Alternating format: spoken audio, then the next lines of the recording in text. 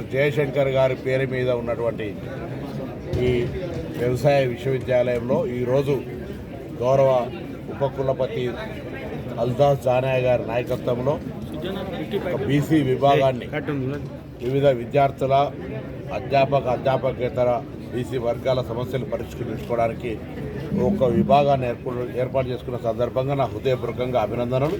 ఈ సందర్భంగా పాల్గొన్న బీసీ కమిషన్ చైర్మన్ నిరంజన్ గారికి, గౌరవ శాసనసభ్యులు ప్రకాష్ గౌడ్ గారితో పాటుగా ఈ యూనివర్సిటీకి సంబంధించిన అధ్యాపకేతర విద్యార్థులందరూ శుభాకాంక్షలు తెలియజేస్తూ ఈరోజు తెలంగాణ ప్రభుత్వం రేవంత్ రెడ్డి గారి నాయకత్వంలో తీసుకున్నటువంటి 42% రిజర్వేషన్లకు సంబంధించి ఒక రాజకీయపరమైనటువంటి మాత్రమే అనుకోటువంటి అవకాశం ఉండద్దు.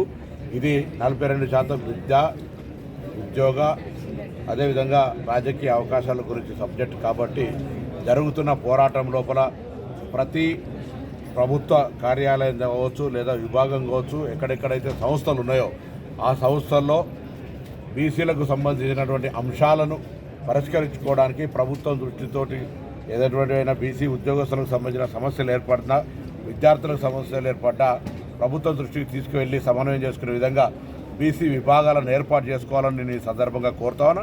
అదేవిధంగా 42% కొరకు సాగుతున్న ఉద్యమం లోపల ఇది ఆనాటి తెలంగాణ ఉద్యమ స్ఫూర్తితోటి గ్రామాన జాయింట్ కమిషన్ ఏర్పాటు, జాయింట్ యాక్షన్ కమిటీలుగా ఏర్పడి అటు విద్యార్థులు, ఇటు ప్రభుత్వ ఉద్యోగులు, మిగతా అన్ని రంగాలకు సంబంధించిన వాళ్ళు కూడా ఈ సాధించుకునే వరకు పోరాటం చేయాలని కోరుతాను. ఈ ఉద్యమ స్ఫూర్తి ఆనాడు మేము చట్టం చేసినాడు కూడా ఎక్కడ కూడా మతపరమైన అంశాల మీద చేయలేదు.